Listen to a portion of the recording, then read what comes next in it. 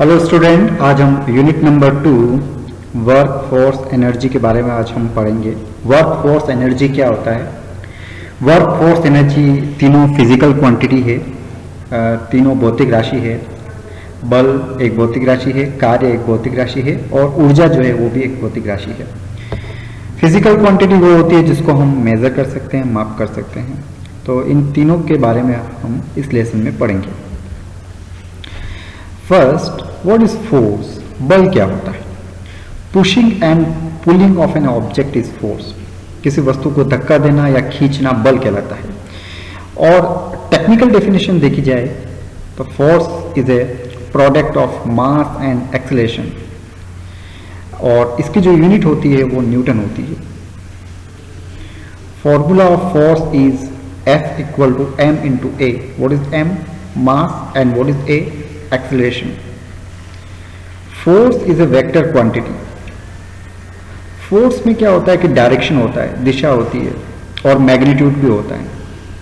इस वजह से फोर्स जो होता है वो वेक्टर क्वांटिटी कहलाती है।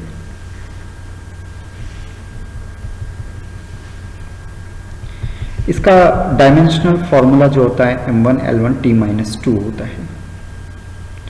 ओके, यहाँ पर एक सिंपल सा एग्जांपल बता रखा है कि एक पर्सन जो है वो किसी वॉल को पुश कर रहा है, या किसी हम सिंपल सी लैंग्वेज में बोल सकते हैं कि कोई सूटकेस है उसको पुश करना है, या किसी दरवाजे को पुश करना है, दरवाजे को पुल करना आपके द्वारा लगाया गया फोर्स है।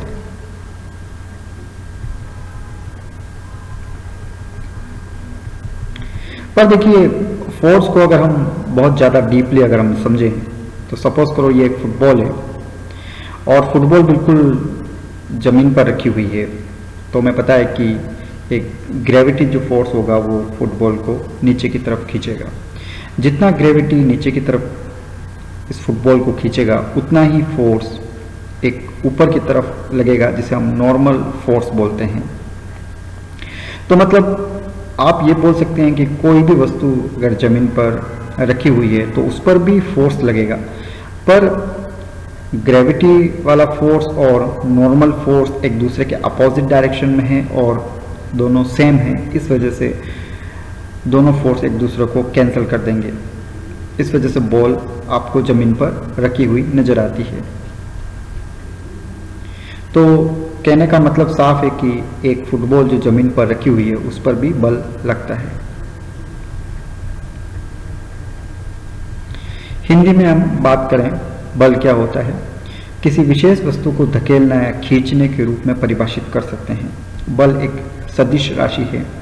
सदिश का मतलब होता है कि इसमें दिशा होती है और परिमाण भी होता है। दिशा का मतलब हम ईस्ट वेस्ट नॉर्थ साउथ में फोर्स को लगा सकते हैं।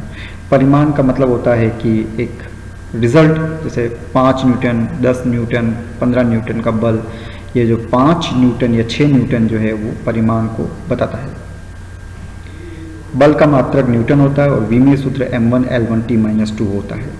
इसका फॉर्मूला होता है F इक्वल टू m.a। यहाँ m किसी वस्तु का द्रव्यमान हो सकता है और a त्वरण हो सकता है। ओके, नेक्स्ट डेफिनेशन आपके स्क्रीन पर। What do you mean by momentum? Momentum, जिसको हम हिंदी में संवेग बोलते हैं, संवेग क्या होता है? Some product of mass and velocity is known momentum. It's a vector quantity. Okay, mass और वेलोसिटी का जो प्रोडक्ट होता है, जो मल्टीप्लिकेशन होता है, वही क्या कहलाता है? मोमेंटम कहलाता है। और मोमेंटम को हम p से रिप्रेजेंट करते हैं। What is m? Mass. What is v? Velocity. तो product of mass and velocity is known momentum. Okay, इसकी यूनिट होती है किलोग्राम मीटर सेकंड इनवर्स, क्योंकि मास की यूनिट किलोग्राम होगी, वेलोसिटी की यूनिट मीटर अपॉन सेकंड या मीटर सेकंड इनवर्स होगी। इसका dimensional formula m1 L1 T-1 होगा। ओके, यहाँ पर मोमेंटम को एक एग्जाम्पल के रूप में बताया गया है कि जैसे मान लीजिए कि ये एक स्टील की एक बॉल है जो इसके ऊपर कोलाइड करती है, टकराती है। तो इसका मास m मान लेते हैं और इसकी वेलोसिटी v मान लेते हैं। तो तो जितने ज़्यादा मास से कोई बॉल टकराएगी उतना ही आगे इन बॉल में वेलोसिटीज आएगी, वेग आएगा। तो मास और वेलोसिटी दोनों का प्रोडक्ट या दोनों का मल्टीप्लिकेशन आपके मोमेंटम या संवेग कहलाता है। हिंदी में संवेग क्या है? किसी वस्तु के द्रव्यमान व वेग के गुणनफल को संवेग बोलते हैं। अर्थात मान लीजिए जाए कि एक 50 किलोग्राम का वेट है और उसके ऊपर आप 10 मीटर पर सेकंड से आप उसको वेलोसिटी लगाते हैं तो वो उस बॉल में संवेग कहलाएगी। और इसको P से सूचित किया जाता है। इसका फॉर्मूला होता है P equal to M V. What is M? द्रव्यमान। What is V? वेलोसिटी। अर्थात किसी वस्तु के द्रव्यमान और वेलोसिटी को अगर हम गुणा कर दें तो संवेग आता है। इसका मात्रक होता है किलोग्राम मीटर सेकंड इनवर्स, क्योंकि मास की जो यूनिट होगी वो किलोग्राम होगी और वेलोसिटी की यूनिट होगी मीटर अपॉन सेकंड या मीटर सेकंड इनवर्स। इसका बीमीय सूत्र होता है m1L1T-1। ओके, तो आज हमने दो फिजिकल क्वांटिटीज के बारे में पढ़ा, एक तो फोर्स और एक मोमेंटम, बल और संवेग के बारे में पढ़ा।